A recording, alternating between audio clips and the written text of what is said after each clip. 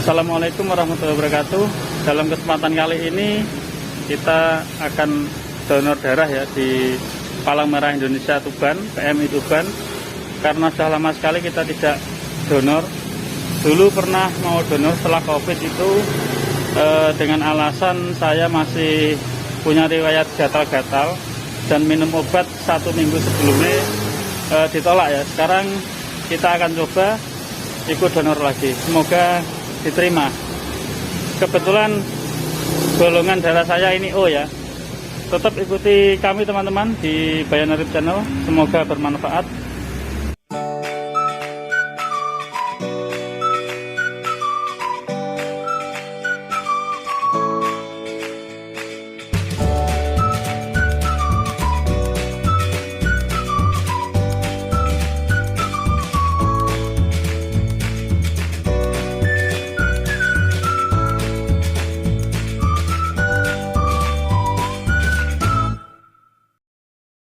Ada banyak manfaat yang bisa didapatkan saat melakukan donor darah, terutama bagi orang lain yang membutuhkan.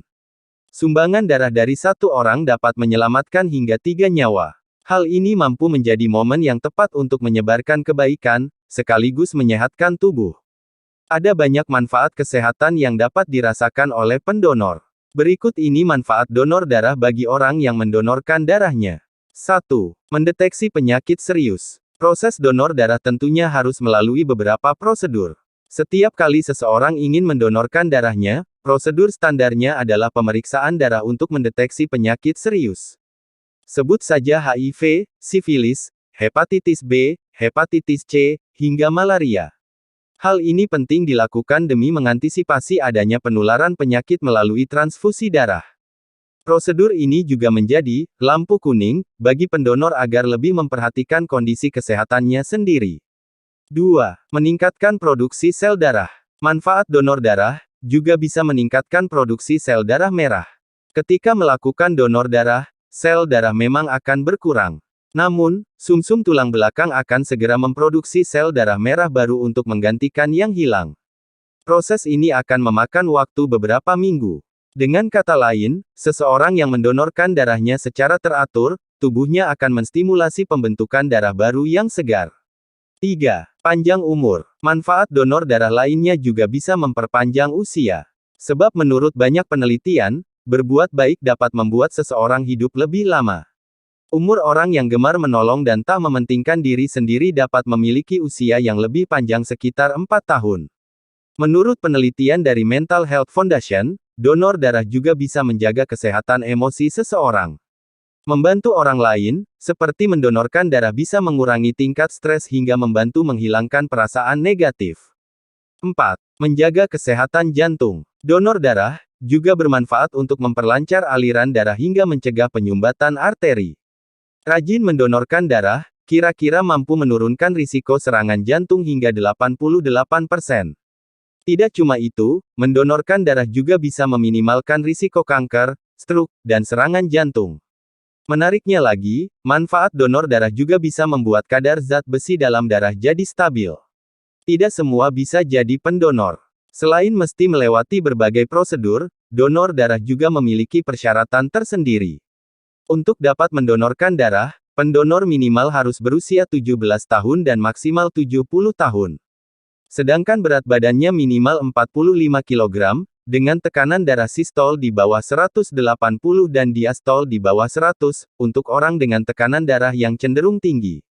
Sedangkan untuk orang yang memiliki tekanan darah rendah, yang dianggap aman yaitu tekanan darah sistol 90 dan diastol 50. Selain itu, pendonor juga sebaiknya memiliki kadar hemoglobin sekitar 12,5–17. Selain itu, ada pula beberapa orang dengan kondisi kesehatan tertentu yang tidak diperbolehkan untuk mendonorkan darahnya, seperti mengidap penyakit, diabetes, kanker, epilepsi atau sering kejang-kejang. Mengidap penyakit menular, seperti sifilis, hepatitis B atau C, hingga HIV. Memiliki gangguan perdarahan, seperti hemofilia.